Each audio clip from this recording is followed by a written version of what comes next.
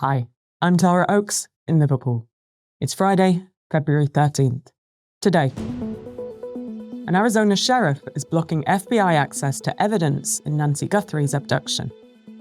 The Minnesota immigration crackdown is ending. Trump looms large over the Munich security conference. The El Paso airspace closure lays bare tensions between the Pentagon and the FAA. And Russia blocks WhatsApp. This is Reuters World News, bringing you everything you need to know from the front lines in 10 minutes, 7 days a week.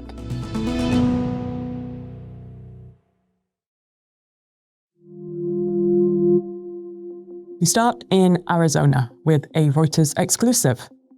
A sheriff is blocking FBI access to key evidence in the investigation into the abduction of Nancy Guthrie, the mother of the Today Show host Savannah Guthrie.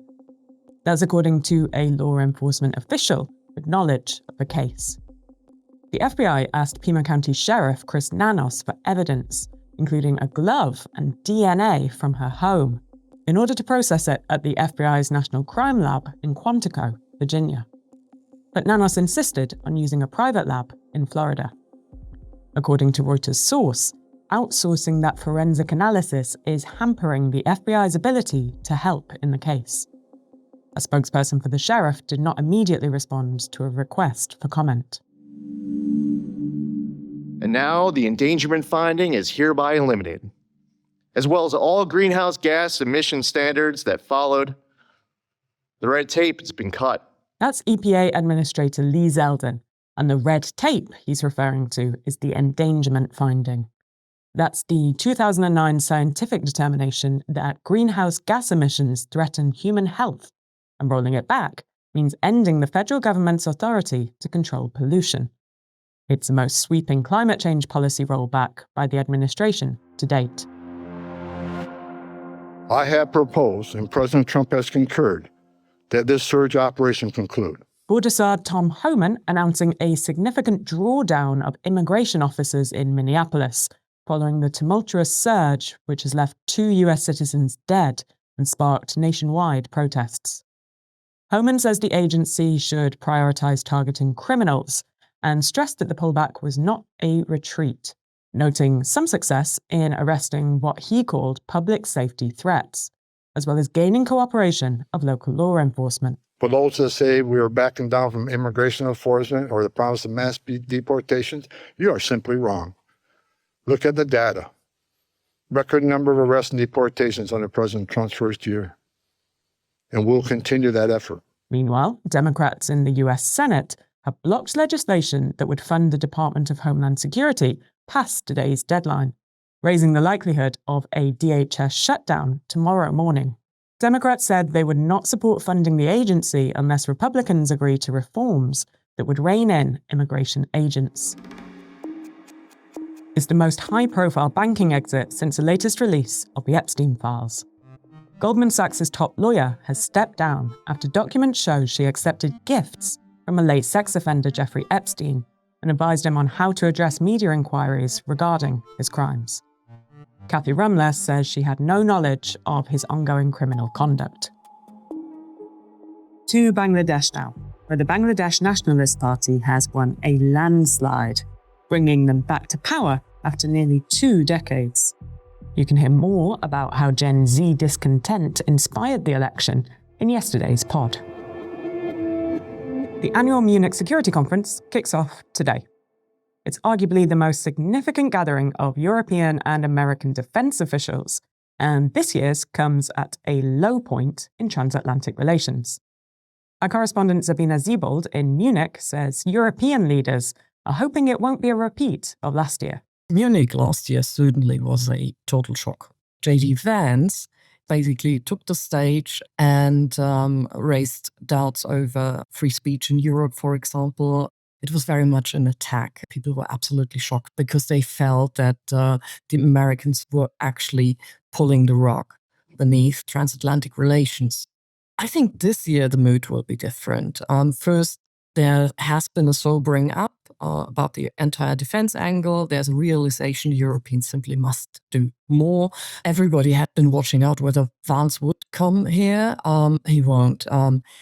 This year, we'll have Secretary of State Rubio taking the stage in Munich. He has been the one in the US administration in the past who basically chose a much, much softer language and chose to really engage with Europeans much more.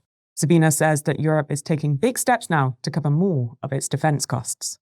Europeans have actually started to step up to their role. They've taken over much of the military aid, at least in terms of funding for Ukraine. Talking about their own defense, Europeans are also trying to plug the gaps in their own inventories. As we mentioned yesterday, the surprise closure of El Paso's airspace threw airlines, local officials, and even other parts of the government completely off guard. Conflicting explanations from different agencies about why it happened has only added to the confusion. So we called up our transportation correspondent, David Shepherdson, in Washington to find out what we do know. So here's what we know for certain, which is that the Federal Aviation Administration on Tuesday night told the Pentagon that it was going to impose a ban on flights if they proceeded with using this laser-based counter-drone system without completing this safety analysis. Clearly, the FAA and the Pentagon did not agree.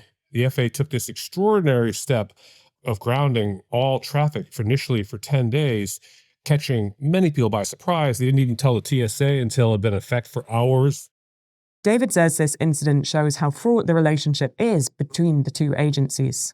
Since the mid-air collision in January 2025 near DCA, there's been a lot of friction between the Pentagon and the FAA over a number of issues. And in this instance, the FAA opted to take this extraordinary step to ensure safety of airplanes when it was clear that the Pentagon and the FAA did not see eye to eye when this got put into effect. Russia has banned the popular messaging app WhatsApp. The government says the Meta-owned platform violated local laws, but it may also be part of an effort to move citizens to a state-controlled messaging service. Our Russia chief political correspondent, Andrew Osborne, has more. I mean, WhatsApp for years now has been one of the most popular messenger apps inside Russia. It's been under pressure for some time. This is not an overnight development. In August, Russia's state communications regulator came out with an announcement that said it wasn't happy with WhatsApp. And at that point, Russians lost the ability to make phone calls on WhatsApp. It just stopped working overnight. What the authorities are trying to do is they're trying to make the Max state-backed app a kind of an indispensable part of everyday life, something that you cannot do without to carry out your kind of basic business. And they've been trying to encourage people voluntarily to make that switch. But of course, at the same time, they've been exerting this enormous pressure on foreign-owned apps like WhatsApp. And the other big one, of course, in Russia is Telegram, the Telegram app. Critics say that Russia is increasingly moving in the direction of China, where the internet is, very tightly controlled and there's less scope for freedom for citizens. Russia says it's actually not doing that. But yeah, what it means in practice is that if you are a Russian citizen and you want to use apps like WhatsApp, Facebook, Instagram, YouTube, you can only do that if you have access to a reliable VPN, a virtual private network. And at the same time, Russia is clamping down on VPNs themselves. So it's a game of cat and mouse, really.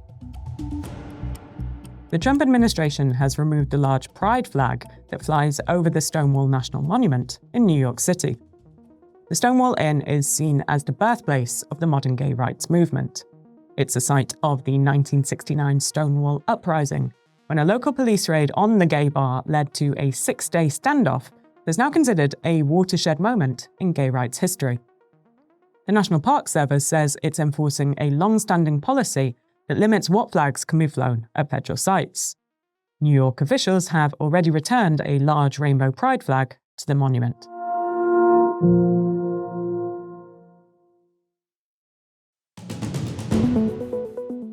And finally, a recommended listen for your weekend. Our Sister Markets podcast Morning Bid is also on 7 days a week, wherever you get your podcasts.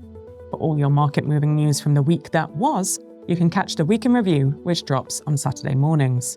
And for everything that's on tap for the week coming, you can catch the week ahead on Sunday mornings.